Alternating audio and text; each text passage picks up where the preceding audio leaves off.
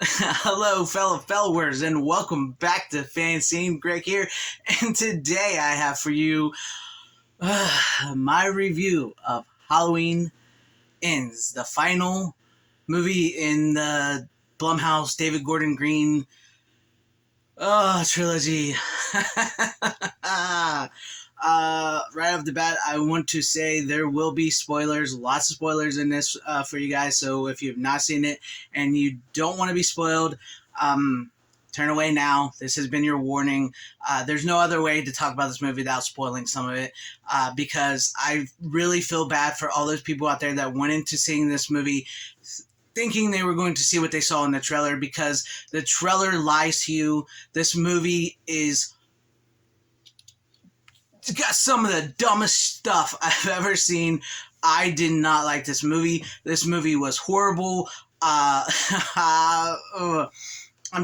don't want to be mean here, but this movie was bad. It was just bad. If you think you're going into this movie and you're going to see Michael Myers coming back to Haddonfield on Halloween night on a collision course for Jamie Lee Curtis, Laurie Strode, you're not getting that. You're not getting that movie. That's not what this movie is. This movie is the Corey Cunningham movie. And who is Corey Cunningham, you might ask? Who's this character, Corey Cunningham? Well, he's this new character they just happened to introduce in this movie, and it's pretty much, he's the star of the movie.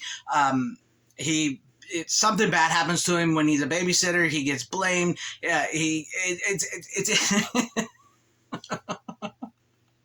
Oh, man. A bad thing happens, and we go in 2019, and then we go to 2022, and we're back now in Haddonfield in 2022, and Laurie seems to have moved on with her life. Allison starts dating Corey, who is a pariah of the town. Everybody seems to be taking out all their aggression on Corey. Corey even gets picked on by some of the worst, unintimidating high school band geeks I've ever seen in my entire life. They're seriously non-threatening, and they keep anyways, so Corey is basically public enemy number one in town for letting. I'll just come out and say it.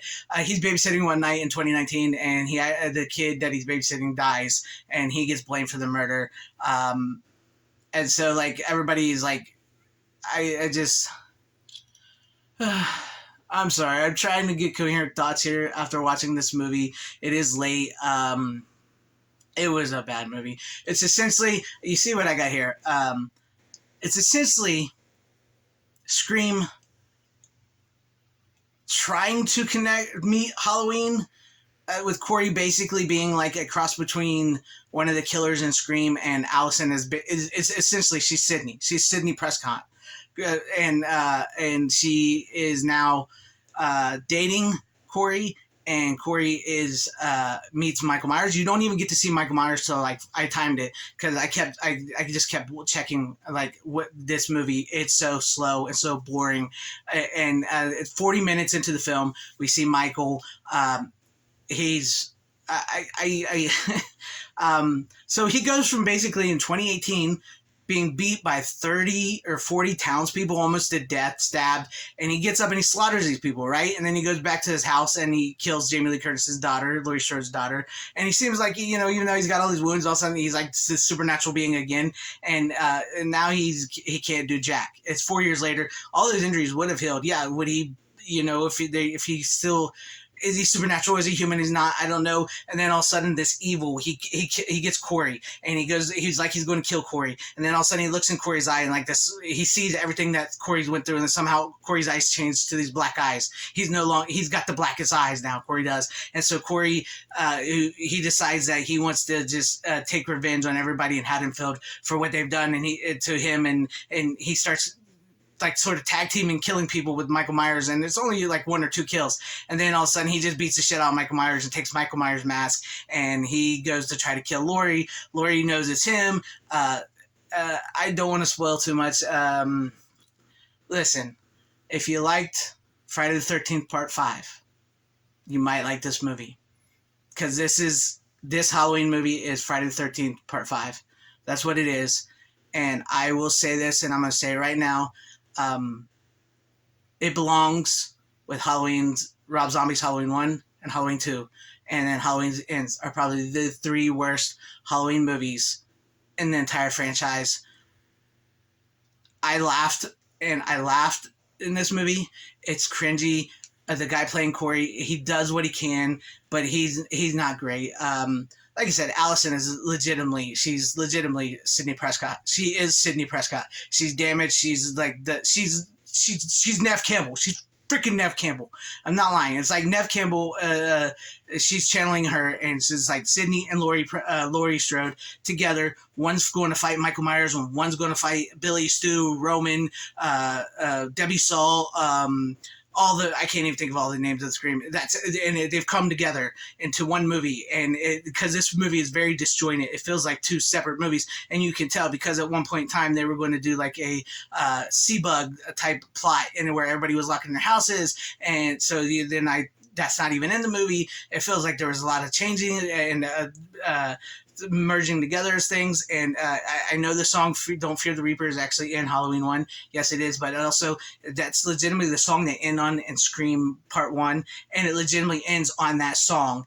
And Halloween Ends. It ends on Don't Fear the Reaper. It's like these, because I know Kevin Williamson was a fan of Halloween. If I remember correctly, it's like his favorite movie. So that's sort of what brought about Scream, was like Halloween and everything. So it's like they finally, it reminds me when they tried to take, but it was done a much better way.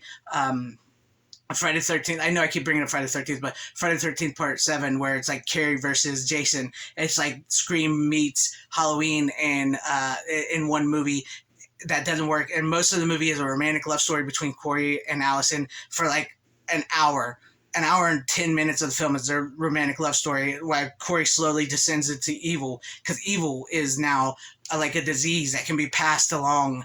I guess maybe that's where that is, like, can be passed along to people. And Corey,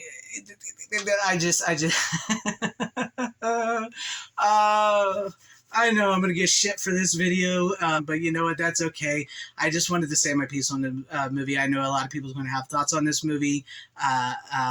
If you went into this movie thinking you're going to see a Halloween movie, it doesn't even feel like a Halloween movie. It not for 1 second does this feel like this is a Halloween movie. It doesn't even feel like it connects to Halloween 2018 or Halloween Kills. It feels like it's outside of that, like a whole nother timeline.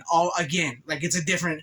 As far as I'm concerned, if I go back and watch these David Gordon Green trilogy, the new, if I go from Halloween to whatever, it's going to be Halloween 2018. That's good. And I might watch Kills, because Kills, even as uneven as it is, there's stuff in there I like that I can watch. The best parts about this Halloween Ends is the flashbacks to the first movie.